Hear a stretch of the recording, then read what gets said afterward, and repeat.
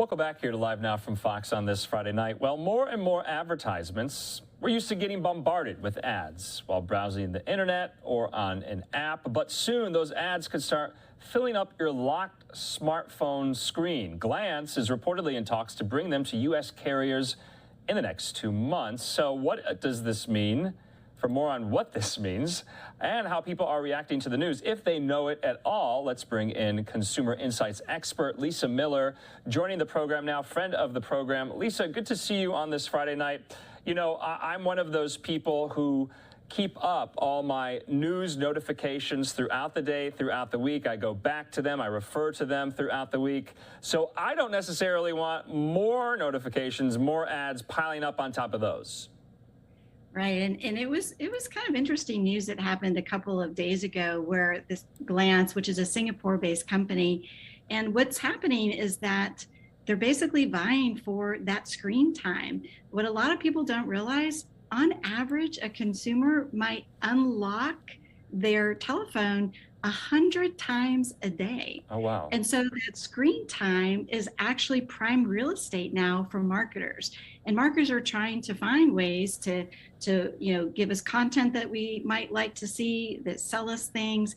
And so that lock screen time is now what's kind of on the docket, for companies to try to go after. So that's what the big news is. Yeah, I mean, right now we're in midterm primary election season. A lot of people are tired of getting those automated text messages from political candidates, from PACs, from parties.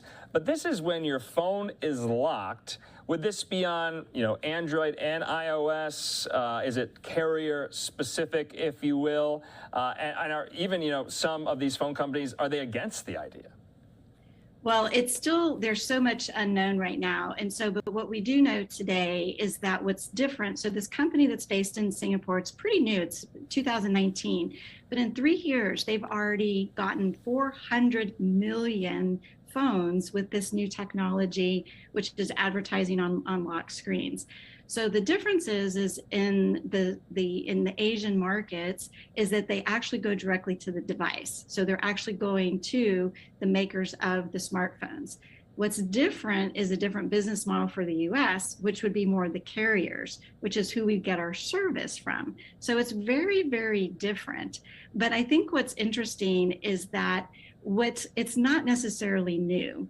Back in 2016, 2018, a couple companies have already tried it. I don't know if you remember when Amazon actually came out with their Prime exclusive. Yeah. And that was basically for their a little bit lower cost phones. You would actually be able to get the technology you want, but you had to have the ads on your screen.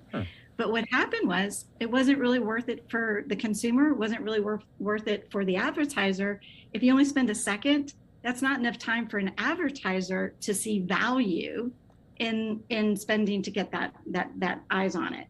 So there's a lot of opportunity out there, but it's still very uncertain. Yeah, I always look at the kind of public policy angle to stories like this because I'm seeing kind of similar kind of through lines here with the whole debate about telemarketing calls that so many of us are getting that, they show basically your same area code. So you think someone is calling you, but it's actually a telemarketer. And there was some push, I'm not sure where it is on Capitol Hill, to kind of just like do away with that altogether. So do you think this is going to have a lot of pushback if it is ramped up yet again, like you think? Yeah, so what's interesting is the two sides of that coin, right? So for the no call list, I mean, that is definitely, there are day in and day out, obviously you can put yourself on the no call list, but you still get those calls. And so those protocols, the companies are still just pursuing anyway. So that's kind of a whole another topic. But what you have to keep in mind from a consumer view and also the marketer advertiser view, if it's worth it, if the value equation, so if I as a consumer get technology that I may not have access to if I allow for ads, then that might be okay. And then for the advertiser, it has to be worth it for them to be able to feel like they're getting value. But we have to keep in mind too, is that in today's world, things like, a Fire Stick or a Roku stick, those are lower technologies that come more with trade-offs and things like that, but it provides a solution for consumers that they might not always have.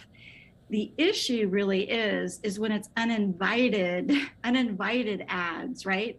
And that's where that line is yet to be drawn. Because if I, as a consumer, say, okay, I'm going to get this phone and I know what I'm getting, then there's an agreement that both sides are okay with. It's the uninvited things that's where the big controversy, as it should be.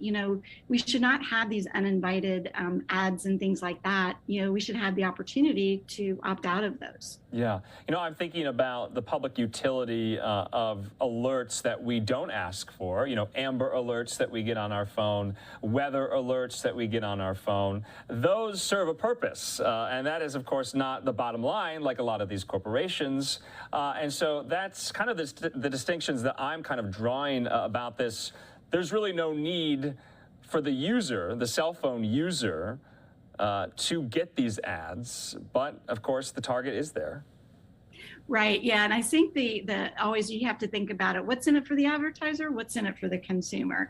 And so, like I said, you're absolutely right. Is there a need for those ads? No. We all get bombarded, as you said at the top of the story. We all get bombarded with that. I think the one silver lining would be is that if there's a consumer that is okay with getting that for the phone that they want, then maybe that's okay. But like I said, it's going to be a very, very big debate. But the carriers today, and we've kind of forgotten about it. The carriers today, when you buy a phone, it comes preloaded with things like Facebook. It already comes preloaded with things like Candy Crush. And those are things that you didn't ask for, but they're already preloaded on your phone. So there's already things like that are happening that we kind of already forget about and that we take for granted.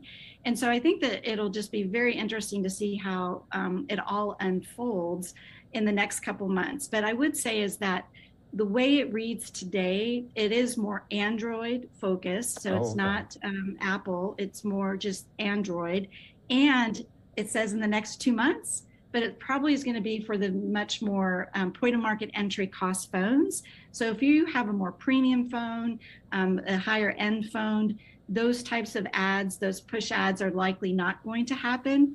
But already Android, Samsung, there's already all this marketing out there, like how to stop ads on your locked phone. So they're already showing you how to undo it. The counteroffensive is underway, I guess. Yes. All right.